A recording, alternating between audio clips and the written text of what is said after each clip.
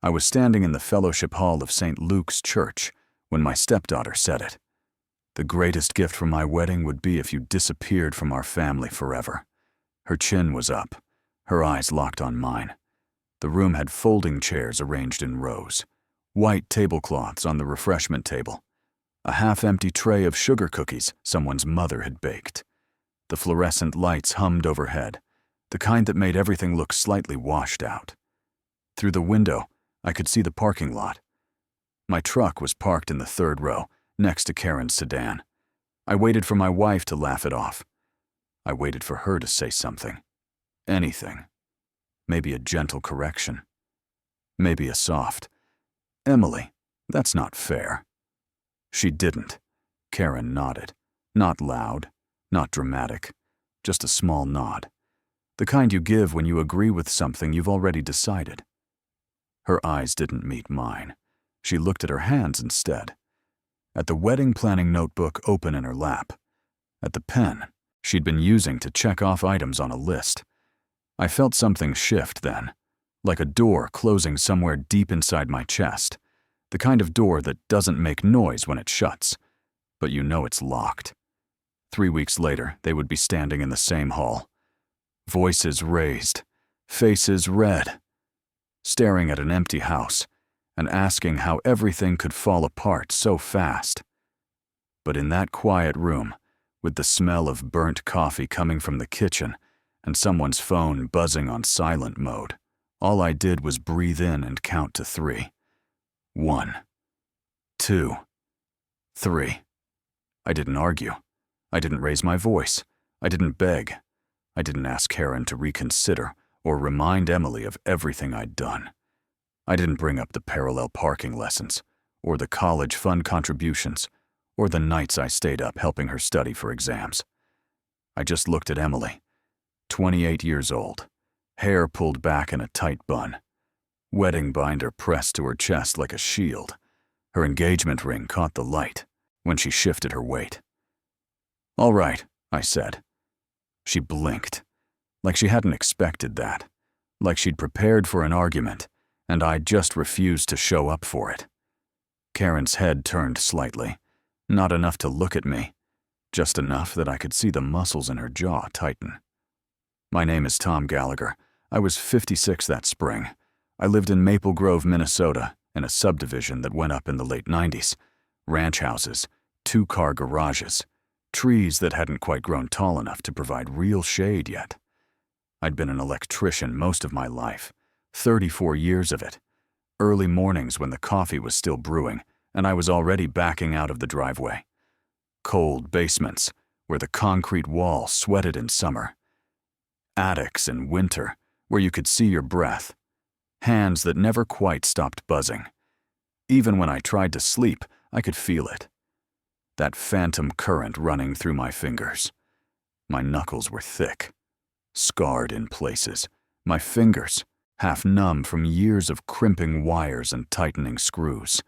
I'd crushed my left index finger twice, once in a breaker box, once when a ladder shifted. The nail grew back wrong both times, ridged and discolored. I kept my tools clean. That mattered to me. After every job, I'd wipe down my pliers, check my wire strippers, make sure everything went back in its proper place in the truck. Some guys let their tools get grimy, not me. You take care of your tools, they take care of you. Karen and I had been married 12 years. She came with a daughter. Emily was 16 when I met her, sophomore in high school. Her real father was long gone, somewhere in Arizona, last anyone heard. Child support came sporadically. Birthday cards never came at all. I didn't try to replace him. That wasn't my place. I just showed up. School pickups when Karen was working late. Flat tires fixed in driveways. Driver's ed practice in the high school parking lot on Sunday afternoons when traffic was light. I taught her how to parallel park in my old Ford F-150. Dark blue 2003 model. The radio only worked on AM. The passenger seat had a tear in the upholstery I kept meaning to fix. My foot would hover over the brake on my side. My voice stayed calm even when she hit the curb. even when she got frustrated and wanted to quit. "Easy," I'd say. "You've got time. Let's try it again." She used to call me Tom. Then, about 6 months after the wedding, she started calling me Dad. Not every time, but sometimes. Usually when she needed something.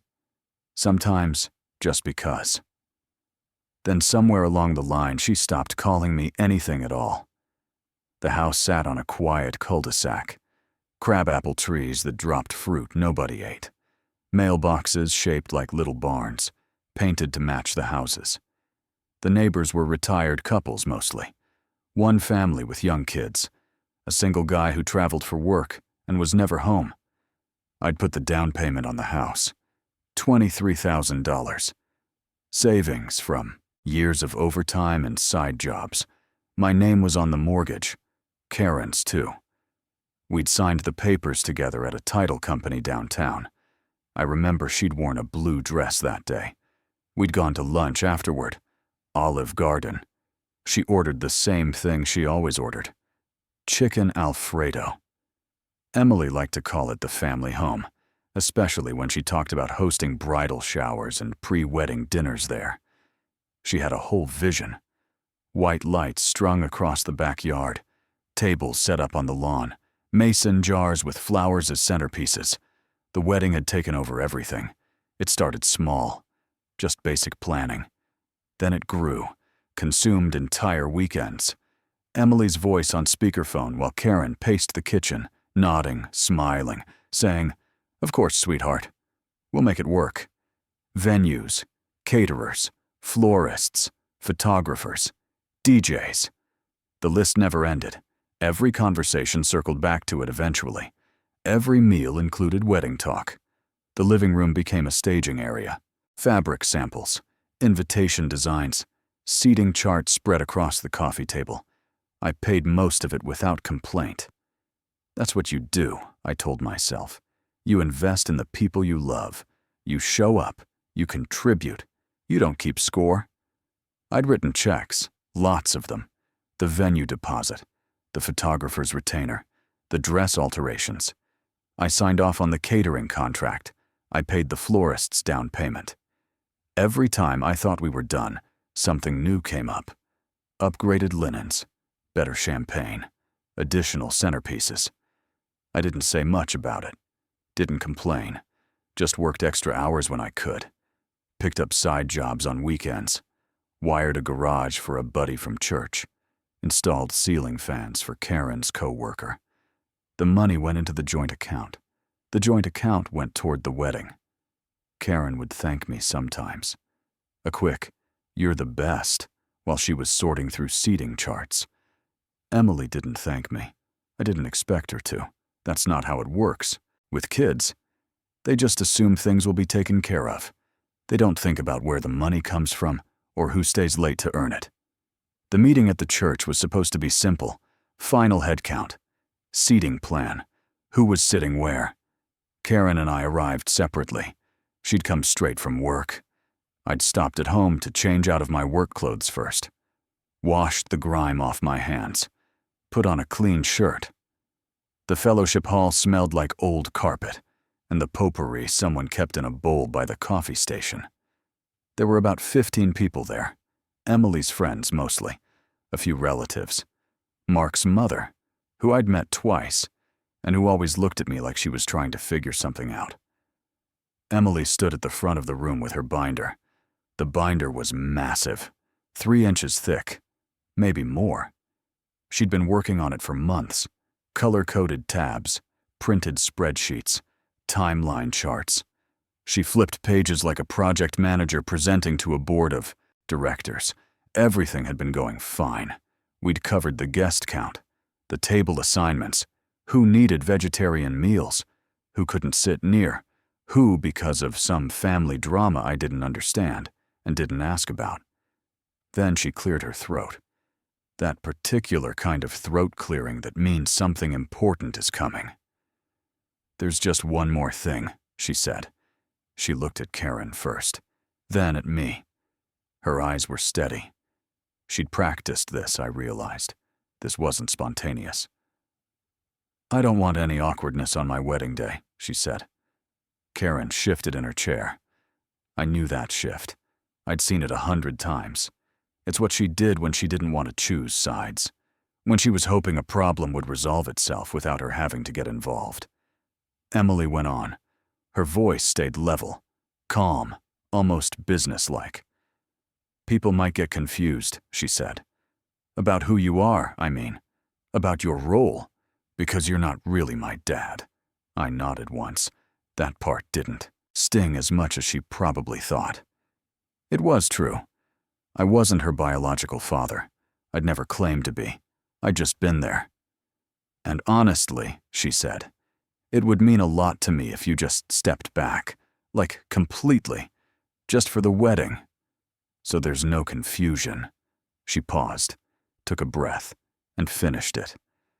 Actually, the greatest gift you could give me would be if you disappeared from our family forever. The room went quiet. Someone's phone buzzed. One of Emily's friends stared at her lap. Mark's mother raised her eyebrows. One of the relatives coughed. I turned to Karen. 12 years of marriage, shared bank accounts, quiet Sunday mornings reading the paper together, grocery shopping, yard work, a life built piece by piece. I searched her face for something. Anything. A sign that she'd push back, that she'd say this was too far, that she'd remind Emily I'd been there for every school play, and science fair, and late-night emergency room visit. She nodded. Small, almost imperceptible. But I saw it. Her eyes stayed on Emily, like she was agreeing with her daughter, supporting her, choosing her side. I remember the clock on the wall after that. It was one of those institutional clocks. White face, black numbers. It ticked loud enough to hear in the silence. Tick, tick, tick. All right, I said again. My voice sounded normal. That surprised me. I'd expected it to shake, or crack, or come out angry. But it just sounded like me. Tired, maybe, but steady. That night, I packed a small duffel bag. The bag was olive green, army surplus. I'd bought it at a garage sale years ago. It had grease stains on one side and a broken zipper pull I'd replaced with a paper clip. I packed jeans, 2 pairs, work shirts, the flannel I wore under my jacket in winter, socks, underwear, my toothbrush from the bathroom, deodorant, the razor I used every morning. I left the rest. Family photos in frames on the hallway wall, the couch in the living room that I'd fixed twice, once when the frame broke, once when the springs started poking through, the garage shelves I'd built with my own hands one weekend, measured, cut, sanded, mounted to the studs. I left all of it. Karen watched from the bedroom doorway. She stood with her arms crossed, not angry, not sad, just watching, like she was observing something that was happening to someone else. Tom, she said. Just my name. Like she might add something else, an explanation, an apology, a request to stay. She didn't. I zipped the duffel. The sound was loud in the quiet house. I picked it up. It wasn't heavy. Everything I was taking with me weighed maybe 15 pounds. I walked past her, down the hallway, through the living room. I could see the wedding binder on the kitchen counter, still open to the page Emily had been working on earlier. Guest list, meal preferences, all organized, all planned. I left my house keys on the counter next to it. My key ring had 3 keys. House, garage, the storage shed in the backyard. I set them down gently, didn't drop them, didn't throw them, just set them down. The screen door closed behind me with its familiar squeak. I'd been meaning to oil those hinges for months, never got around to it. I slept in my truck that first night. I drove for 20 minutes first, no destination. Just drove. The roads were empty. It was past 10. Streetlights made yellow pools on the pavement. I passed the grocery store where Karen and I shopped, the gas station where I filled up every Thursday, The park where I'd taught Emily to ride a bike when she was 7. Training wheels first, then without. Running beside her, hand on the seat, then letting go. I ended up behind a Perkins off Highway 94. The restaurant was still open. I could see people inside through the windows, eating pie, drinking coffee, living their normal lives. I parked in the back corner of the lot, turned off the engine. The truck ticked as it cooled. The smell of bacon grease drifted out every time someone opened the door, mixed with the smell of coffee and maple syrup. It made me realize I hadn't eaten dinner. I went inside, ordered coffee.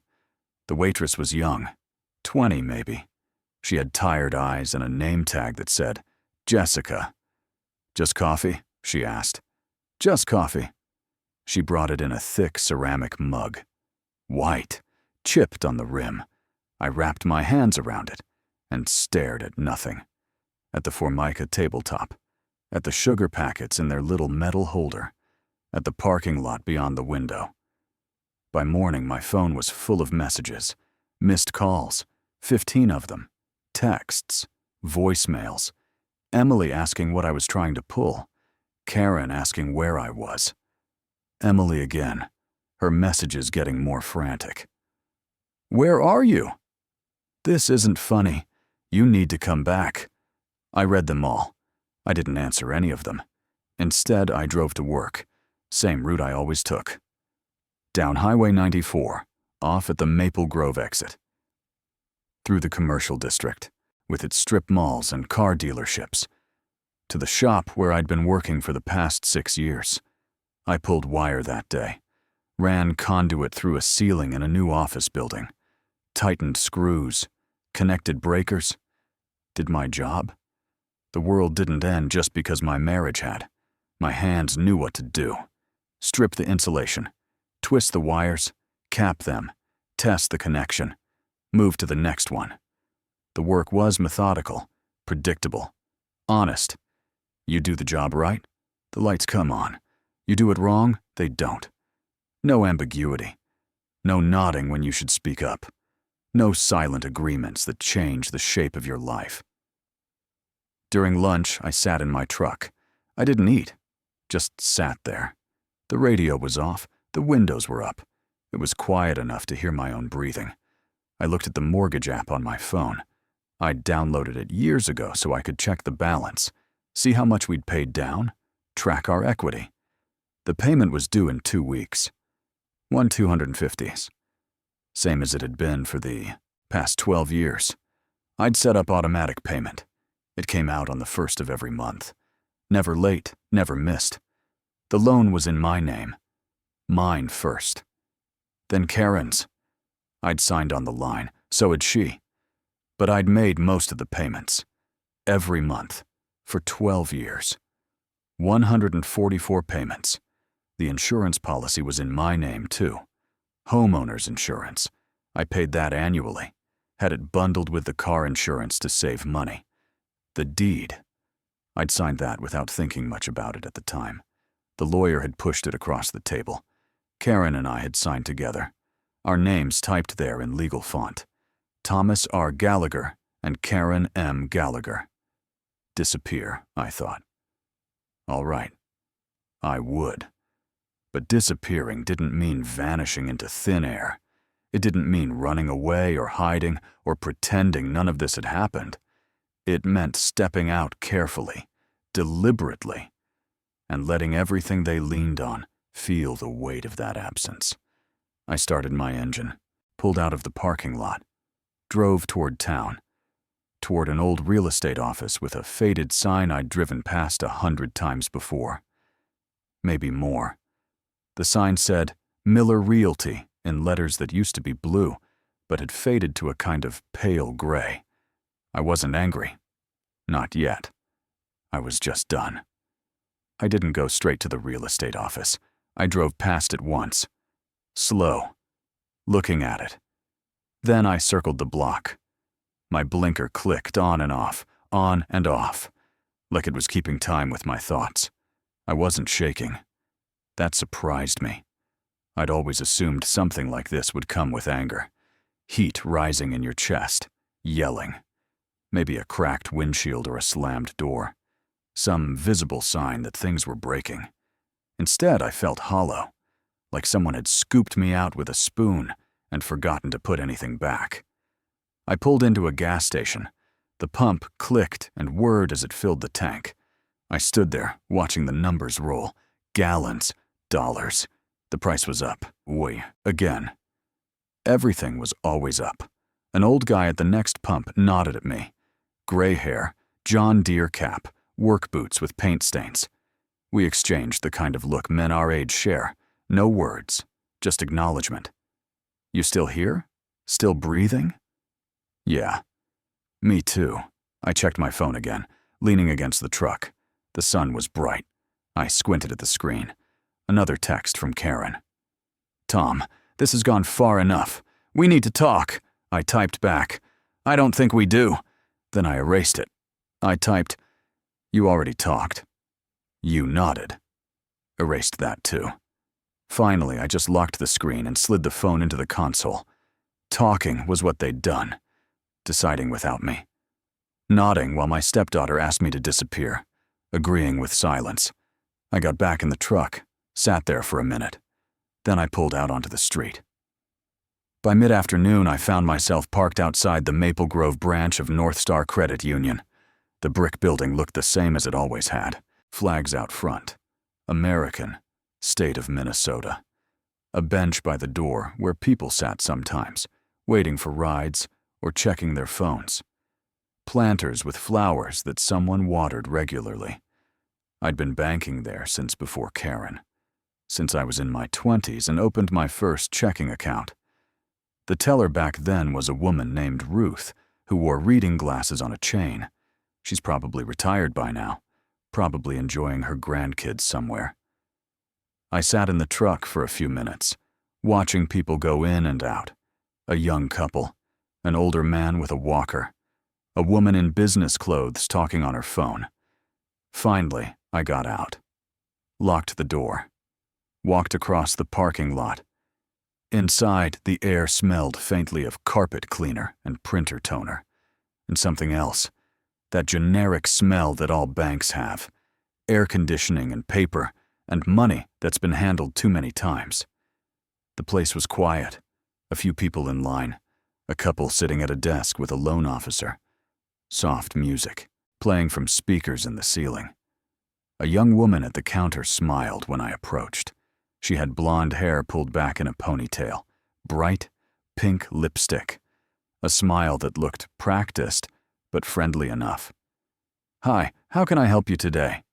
I need to look at a few accounts, I said. Joint ones. Checking and savings. She nodded. Professional. I can help you with that. Can I see your ID, please? I pulled out my wallet. My driver's license was in the clear window slot. I handed it over. She glanced at it, typed something into her computer. And you're looking to view the accounts or make changes? She asked. View for now, I said. I just need to see where everything stands. Sure, just one moment. Everything was calm, ordinary, routine. That was the strange part. Life kept moving like nothing had happened. The bank was still open. People were still depositing checks and withdrawing cash. The world continued its business, unaware that my life had fundamentally changed overnight. She pulled up the accounts, turned her monitor slightly so I could see. Okay, so you have a joint checking account? Current balance is... She paused, reading the number. $2,418.63. I nodded. That sounded right. And a joint savings account. Balance of $12,302.91. I'd been putting money in that account for years, a little at a time, for emergencies, for retirement maybe, for a future that apparently wasn't going to happen the way I'd thought. And then there's a separate account that was opened about 8 months ago, she continued.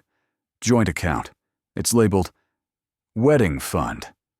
Balance is $3,672. That was mostly my money, too. I'd been depositing checks there. The extra overtime, the side jobs, everything going toward Emily's big day. I need to know what my options are, I said, for the joint accounts. She nodded, understanding in her eyes but no judgment. Well, with joint accounts, either party has full access. You can withdraw, transfer, close the account. Though typically for changes like closing an account, we recommend both account holders be present. Recommend, I said, but not require. Correct.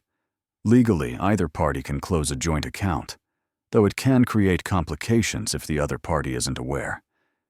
I understand, I said. I didn't close anything yet.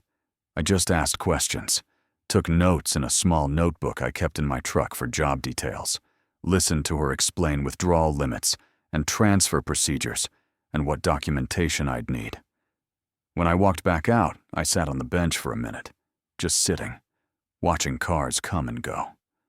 Across the parking lot, a woman struggled to buckle a toddler into a car seat. The kid was squirming, didn't want to be buckled. The woman's voice carried faintly, patient but tired. We have to buckle up. I know you don't like it, but we have to. Inside the building, someone laughed. Too loud. One of those laughs that fills a space. I felt older than I had that morning, like I'd aged years in a few hours. My phone buzzed. I pulled it out. Another text from Karen. Please, just tell me where you are. We can work this out. I put the phone back in my pocket without responding. There was nothing to work out. They'd already worked it out. Without me. That night I stayed in a cheap extended stay motel off the interstate. The place was called the Value Inn. The sign out front flickered. The U in value kept going dark, then coming back. I parked in front of Unit 127, second floor, at the end of the building. The room had beige walls, the kind of beige that isn't trying to be anything, just neutral. Forgettable. A bed that dipped in the middle when I sat on it. A nightstand with a lamp that had a crooked shade. A TV bolted to the dresser. A small bathroom with a shower that dripped. The carpet had stains. Old ones. I didn't look too closely. I lay there on top of the covers, still in my clothes, staring at the ceiling. There was a water stain up there. Brown edges. Shaped kind of like Ohio. Or maybe Michigan. I couldn't tell. I thought about the house, about the way the stairs creaked on the third step from the bottom. I'd meant to fix that. Kept forgetting. The smell of Karen's shampoo in the bathroom. Some kind of herbal thing. Rosemary, maybe. I'd smelled it every morning for 12 years. I thought about Emily at 16, white-knuckling the steering wheel while I coached her through her first left turn. Her hands at 10 and 2, her eyes wide, checking her mirrors like I'd taught her. Easy, I'd said. You've got time. Signal first. Check your blind spot. Good. Now ease into it. Don't yank the wheel. Steady. Had I? Had I really had time? Or had I just been borrowing it, living in a future that someone else could take away with a nod? The TV was on. I don't remember turning it on. Some late-night show. People laughing. I wasn't listening. Just watching the light flicker against the walls. My phone rang at 11:30. I looked at the screen. Karen. I let it ring. When it stopped, the silence felt louder. The next morning I went back to the house while Karen was at work. She worked at an insurance office, Monday through Friday, 8 to 5. She'd be gone all day. I knew her schedule better than I knew my own. I used the spare key I still had. It was on a keychain by itself. Green plastic tag that said, "Spare," in faded marker. I'd written that years ago. The door unlocked with the same soft click it always made. I pushed it open. Stood in the doorway for a second. The house felt different. Staged. Like I was trespassing in my own life, or in someone else's life. A life that looked like mine but wasn't anymore. Everything was in its place. The couch, the coffee table, the rug that Karen had picked out at Target. The pictures on the walls. Me and Karen at our wedding. Emily's high school graduation photo. A family picture from 2 Christmases ago. All of us standing in front of a tree at a local farm. Everyone smiling. I walked through rooms slow, not touching anything, just looking. The kitchen counter still had the wedding binder on it, exactly where I'd left my keys. The binder was closed now, yellow sticky note on the cover, Karen's handwriting. Call florist centerpieces. In the bedroom, my side of the closet was still full. My shirts on hangers, my jeans folded on the shelf, my work boots on the floor. It looked like I still lived there, like I might come home any minute and everything would be normal. But normal was gone. It had left the moment Karen nodded. I packed a few more things. Not everything, just what mattered. My toolbox from the garage, red metal, Craftsman. I'd bought it with my first real paycheck 28 years ago. The lid was dented, the latches were worn, smooth, but every tool inside was exactly where it should be. A framed photo of my dad from the shelf in the guest room, black and white. He was young in it, 30 maybe, standing in front of a Ford pickup, his first truck.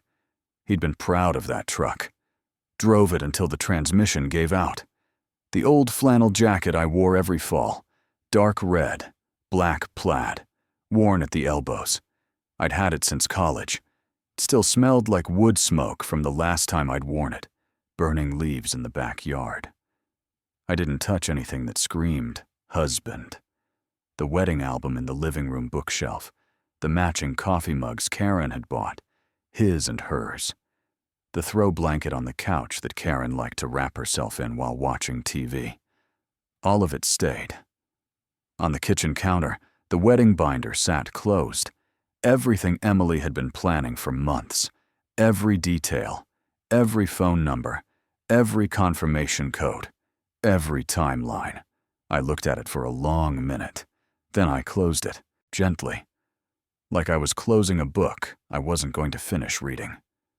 By the time Karen got home that evening, my side of the closet was empty. I wasn't there when she discovered it. But I can imagine it. Her walking into the bedroom, noticing the open closet door, the empty hangers, the bare shelf, the space where my boots used to be. She called. I didn't answer. She called again, and again. Finally, I picked up. I was sitting in the motel room, same bed, same water stain on the ceiling. Tom. Her voice sounded small, uncertain.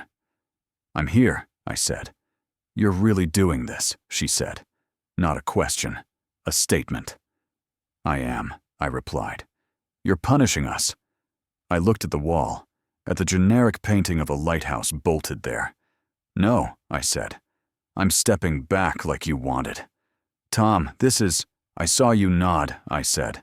My voice was still calm, still level. I looked right at you. You nodded. Emily didn't mean... She meant it, I said. And you agreed. There was a long pause. I could hear her breathing, could hear the house in the background, the refrigerator humming, the familiar sounds of the place I used to live.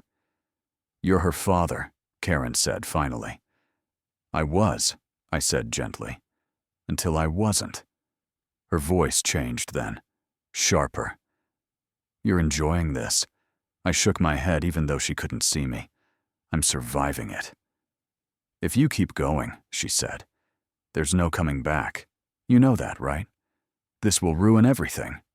I looked at the cheap curtains, the thin carpet, the room that cost $42 a night.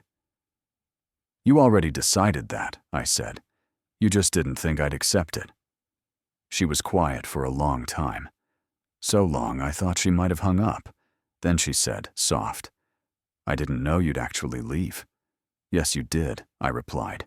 You just didn't think it would matter. She hung up then. The line went dead. Over the next few days, the calls escalated. Emily left voicemails. Her tone swung from furious to panicked and back again. I listened to them in my truck between jobs, sitting in parking lots, staring at nothing. You can't just leave, she said in one. her voice high, strained. Do you know how this looks? What people are going to think? Another one. This is so typical. You always make everything about you. This is my wedding. Mine and Mark's. Not yours. Another. Mom is crying. Are you happy now? Is this what you wanted? I deleted them after listening. Didn't save them. Didn't need to. Karen's messages were quieter, more measured. She was trying a different approach. We can fix this. We can all sit down and talk like adults. There's still time. Please come home. You're hurting everyone. I didn't respond to any of them. What was there to say? They'd already said it all. In a church fellowship hall, with sugar cookies on the table and weak coffee in foam cups. Instead, I met with Dave Miller. Dave was a realtor I'd known for years. We'd gone to the same gym until I stopped going. His kid had played soccer with Emily when they were both in middle school. I'd helped him rewire his basement once. He'd paid me in beer and pizza. He worked out of a small office in a strip mall, between a nail salon and a chiropractor. The sign in the window said, Miller Realty in gold letters. Below it, serving Maple Grove families since 2003. I called first. Made an appointment. Wednesday afternoon, 2 o'clock. When I walked in, the office smelled like coffee and paper, and that particular smell of real estate offices. Air freshener trying to cover the smell of old carpet. Dave was behind his desk. He stood up when he saw me, shook my hand. His grip was firm. He looked older than I remembered, more gray in his hair, lines around his eyes. Tom, he said, good to see you. Have a seat. There was a pot of burnt coffee on a side table, 2 mugs, a box of sugar packets, some powdered creamer that looked like it had been there since 2015. Coffee? He asked. Sure. He poured 2 cups, handed me one. The mug said, World's Best Realtor with a picture of a house. I held it but didn't drink. We sat. He had a notepad in front of him, a pen, professional. So, he said, you're interested in selling? I am. He nodded, clicked his pen. The house on Oakwood Drive? Yes. That's a nice property, he said. Good neighborhood. You've been there, what, 10 years? 12. He made a note. And this is you and Karen both selling. Or, my name's on the deed, I said. First, he looked up.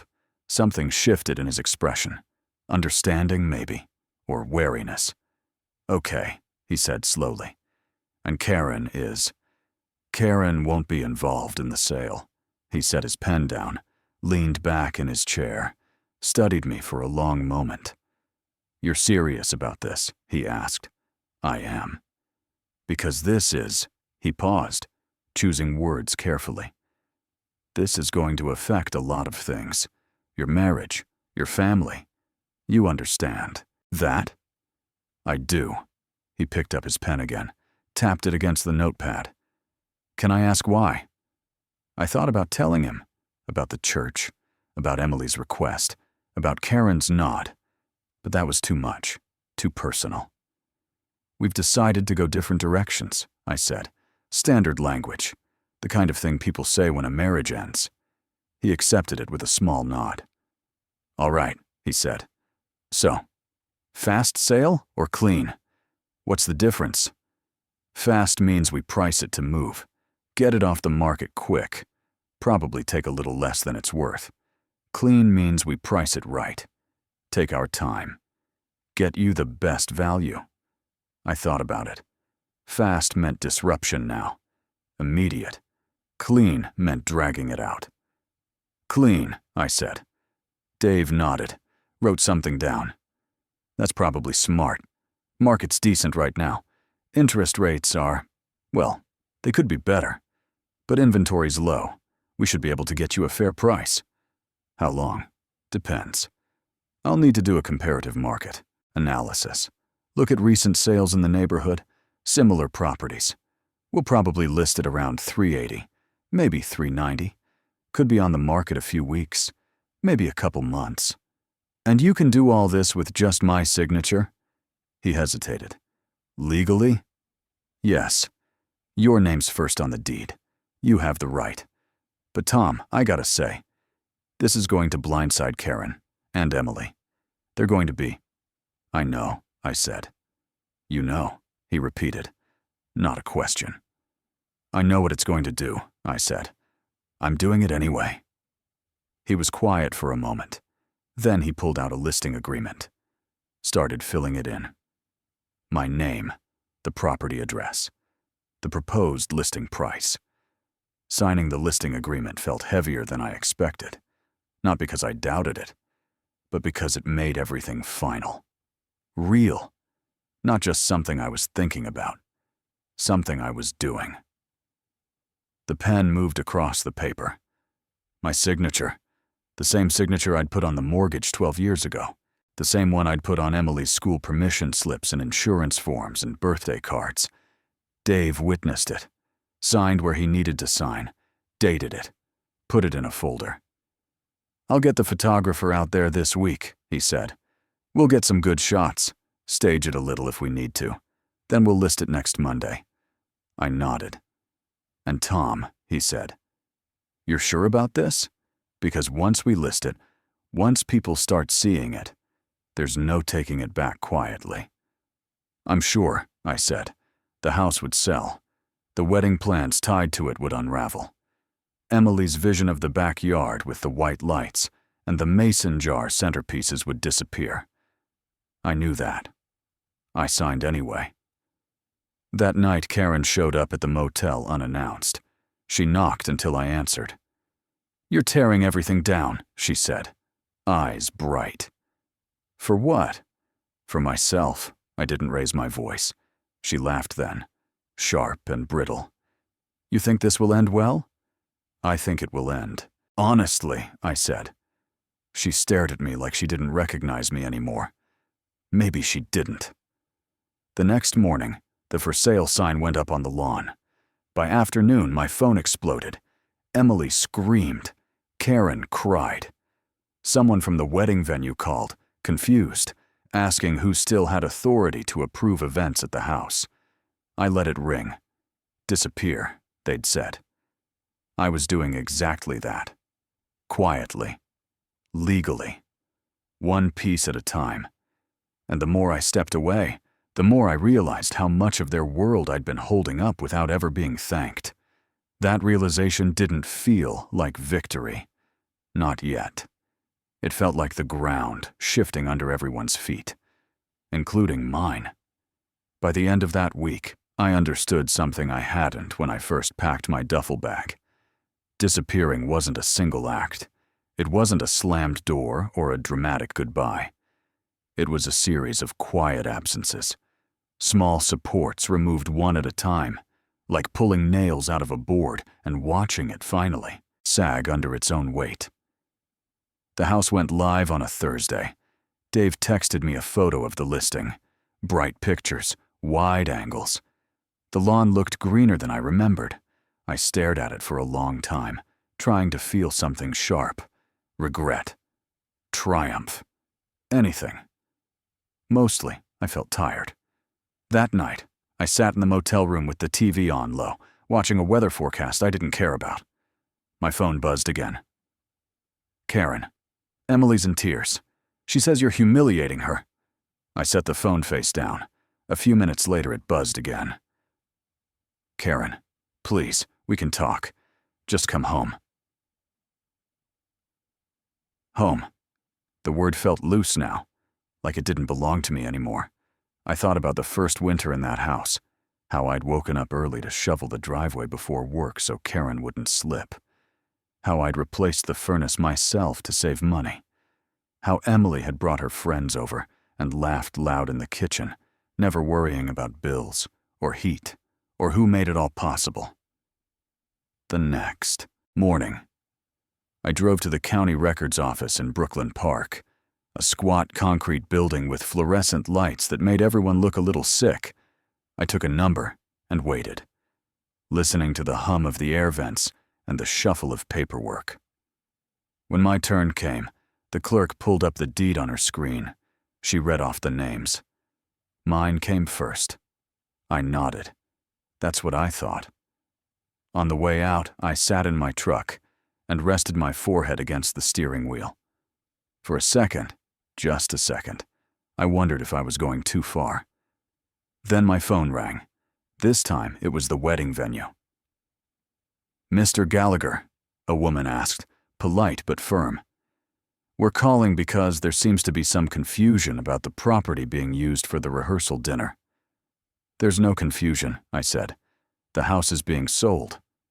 Silence on the line.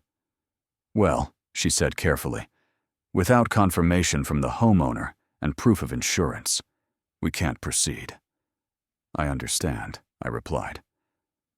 When I hung up, my hands were shaking, not with fear, with adrenaline, because now it was real. Now the consequences were moving beyond angry messages and hurt feelings. That afternoon, I went back to work. I climbed a ladder in a strip mall and rewired a lighting panel. My hands moved on autopilot. Strip. Twist. Cap. My body knew what to do, even when my mind didn't. During my break, I ate a dry turkey sandwich in my truck and watched a young couple argue in the parking lot. The woman waved her arms. The man stared at the ground.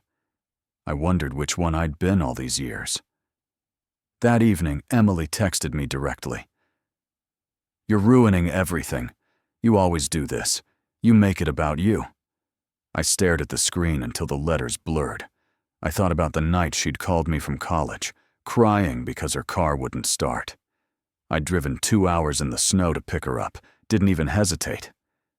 "You're my hero," she'd said back then, half joking, half not. I didn't reply. Instead, I called my insurance agent, a woman named Linda I'd worked with for years. She knew my voice. "Tom, everything okay?" "I'm selling the house," I said. "I need to make some changes." She walked me through it, professional and kind. By the end of the call, another thread had been quietly pulled loose. That night, Karen showed up again. This time, she didn't knock. She just stood outside my truck in the motel lot while I sat behind the wheel, the engine off. "You're hurting Emily," she said through the open window. "I didn't start this," I replied. "You're her father." "I was," I said gently, "until I wasn't." Her mouth tightened. "You're enjoying this." I shook my head. "I'm surviving it." She leaned closer. "If you keep going, there's no coming back." I looked at her. Really looked. "You already decided that," I said. "You just didn't think I'd accept it." She stepped back then, like I'd pushed her. The first offer on the house came in 2 days later, slightly under asking. Dave called me, voice cautious. "We can counter." "Accept it," I said. "You sure?" "Yes." After hanging up, I felt a weight settle in my chest. Not dread, finality. Emily's wedding dress was still hanging in the spare bedroom closet. I knew that. I'd helped install the rod myself. I pictured it there, untouched, waiting for a day that was slipping further out of reach with every signature I signed. That night, alone in the motel, I pulled an old photo from my wallet. Emily at 17, sitting in the driver's seat of my truck, grinning like she'd just won something. I sat there for a long time, listening to the hum of the vending machine down the hall. Disappearing, I realized, wasn't about punishment. It was about letting go of the illusion that love, once given, would always be returned. And once I saw that clearly, there was no turning back. The sale closed on a Tuesday morning. I know, because I remember the sound the pen made when I signed the last page. A soft scratch, nothing dramatic. Dave slid the papers toward me, tapped the corner into a neat stack, and said, "That's it. That's it. 12 years of mortgage payments, 12 winters of shoveling, 12 summers of mowing that lawn while Emily sat on the porch scrolling her phone, asking if I'd seen her sunglasses. Gone." I walked out of the title office into a parking lot full of ordinary cars. A minivan honked somewhere. A man argued with his phone.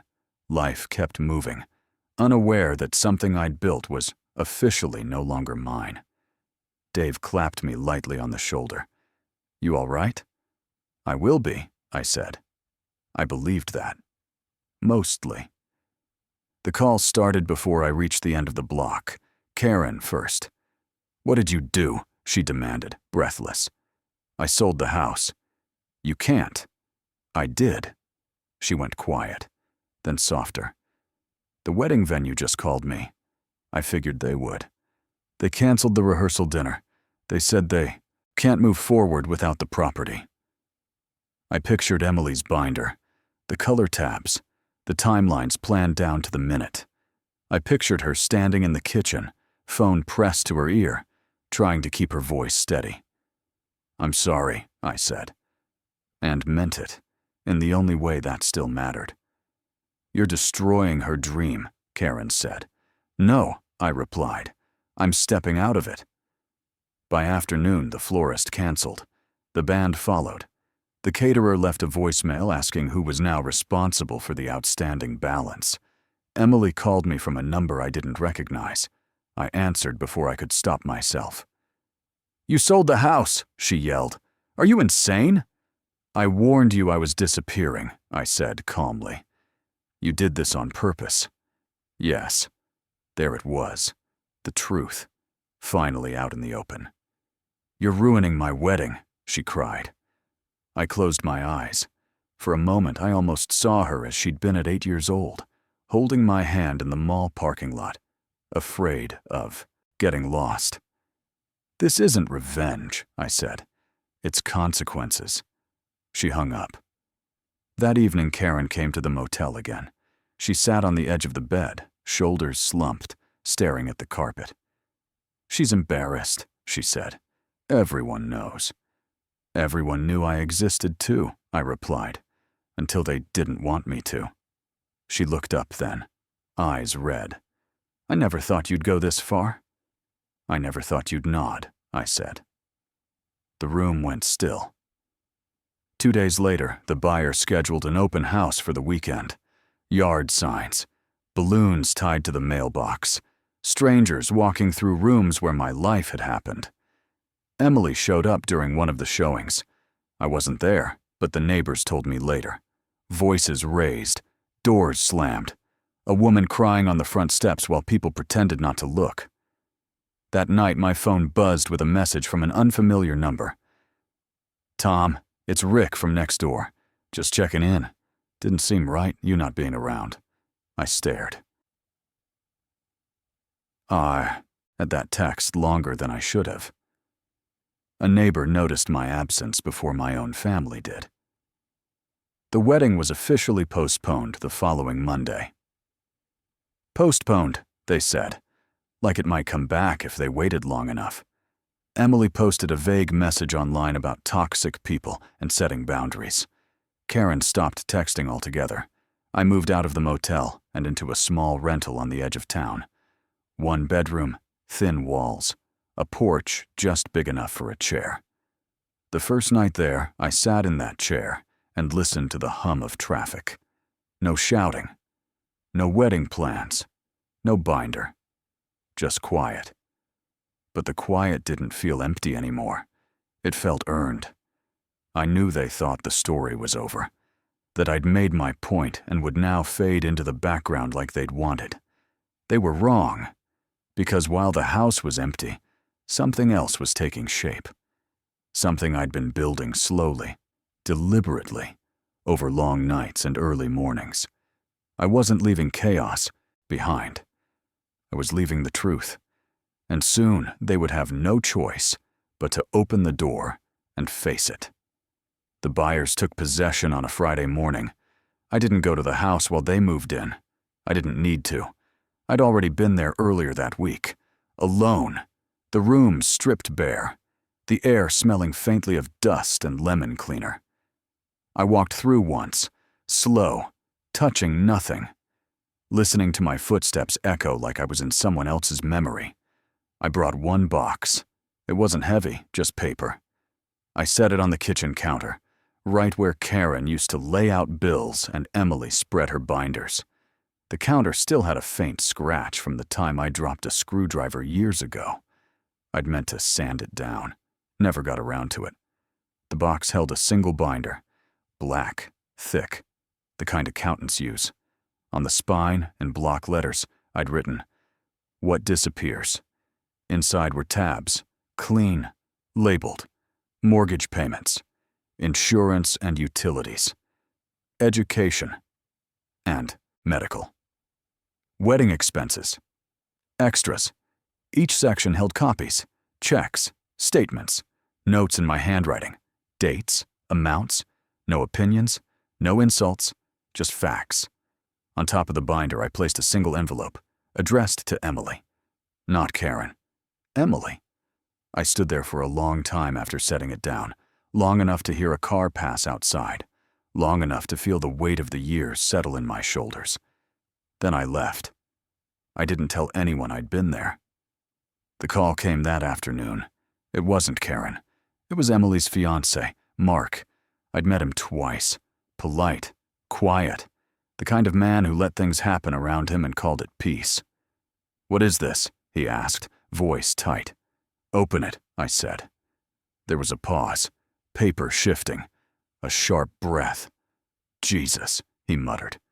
Karen must have been there too. I could hear her crying in the background. Emily's voice rose, sharp and panicked. "This is manipulative," she said. "He planned this." I took the phone off speaker and held it to my ear.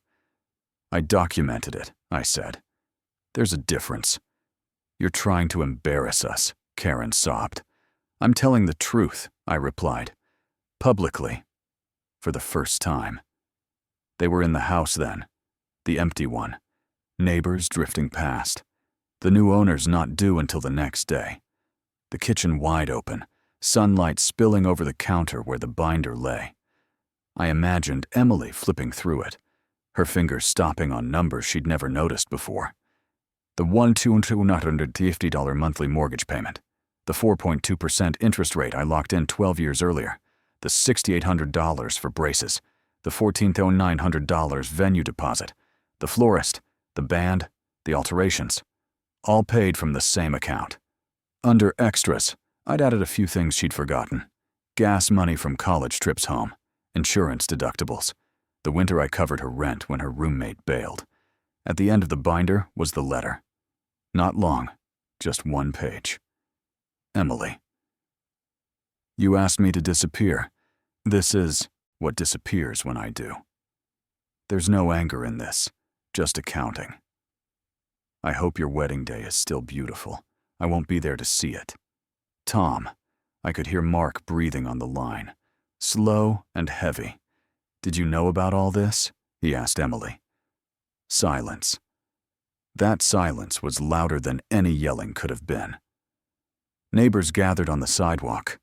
Rick from next door stood with his arms crossed, pretending to check his phone while clearly listening. Someone whispered. Someone else shook their head. Karen's voice cracked. Tom, please. You've made your point. I didn't make a point, I said. I answered a request. Emily screamed then. Not words, just sound, raw and furious. The phone went dead. Later, I heard what happened next from Rick. Emily threw the binder across the room. Pages spilled. Numbers fluttered like leaves. Mark picked them up, one by one. The neighbors watched from a polite distance, the way Midwesterners do, concerned, curious, restrained. A woman from across the street said, I always thought Tom paid for everything. Rick nodded. He did. By evening, the story had spread. Church friends, wedding guests, people who'd wondered why the wedding was suddenly postponed. There was no rumor to correct. The truth was already labeled, tabbed, and laid out on the counter. Karen tried calling me again that night. I didn't answer. Instead, I sat on the porch of my small rental, a folding chair pulled close to the railing. The sun dipped low, turning the sky the color of rusted copper. Somewhere, a lawnmower droned. A dog barked once, then settled. For the first time in weeks, my hands weren't shaking. I didn't feel victorious. I felt clean. The next morning, an email arrived from Mark. I didn't know. I'm sorry. I don't think we're ready to get married. I read it twice. Then I closed the laptop. Karen sent one final message later that day. I wish you'd fought harder. I typed back one sentence. I did. Quietly. For years. That was the last thing I ever said to her. By Sunday, the binder was gone. The new owners had moved in. The counter was theirs now. But the story had already done its work. You can't put numbers back once they're read. You can't unsee the weight someone carried when it's finally set down in public. They asked me to disappear. What shocked them wasn't that I left. It was how much vanished with me. I didn't hear from them for a long time after that. Weeks passed, then months. The kind of months where the seasons shift quietly, and you don't notice until the air feels different on your skin. Summer slid into fall. Leaves gathered along the curb outside my rental, curling and browning like they were tired of holding on. I settled into a rhythm. I woke up at 5:30 every morning, same as I had for years. The coffee maker was old and loud, but it worked. I drank my first cup standing by the window, watching headlights move along the road like a slow river. Some mornings, I missed the house, the garage, the way the sun hit the kitchen table just right around 7. Other mornings, I didn't. Work stayed steady. My hands still buzzed at night, but I slept better than I had in years. No wedding deadlines. No tension humming through the walls. Just quiet, honest tiredness. One afternoon in October, Rick stopped by. He tracked down my new address through a mutual friend. He stood on my porch with his hands in his jacket pockets, shifting his weight. "Just wanted to say," he began, then paused. "A lot of folks saw what you did." I waited. "Not the selling part," he said. "The other part. The binder. The truth." I nodded. "They don't talk about it much," he went on, "but they noticed." After he left, I sat back down in my chair and looked out at the trees. For the first time, I understood something I'd been too busy to see before. Respect doesn't announce itself. It shows up quietly, after everything else falls away. Karen tried one last time near Thanksgiving. She showed up at my door without calling. Coat pulled tight, eyes tired. "I didn't think you'd really go through with it," she said. "I did," I replied. She looked past me into the small living room, the second-hand couch, the lamp I'd fixed myself, the place that belonged only to me. "You seem different," she said.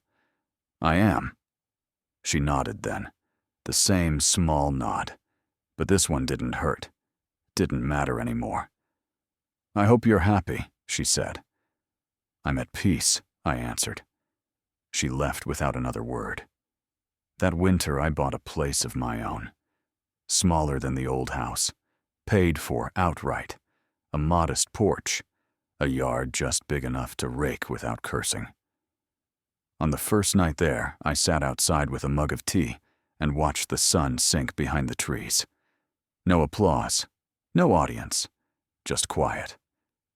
I thought about Emily sometimes, not with anger, with a distant kind of sadness.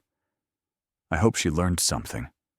I hope she didn't have to lose as much as I did to understand it. But that part wasn't mine anymore. What I took with me wasn't money or property or even vindication. I took my dignity. I took my time. I took the truth of who I was and who I'd been all along. They asked me to disappear. What they never understood was this. When you push someone out who's been holding everything together, you don't just lose them. You lose the weight they carried in silence,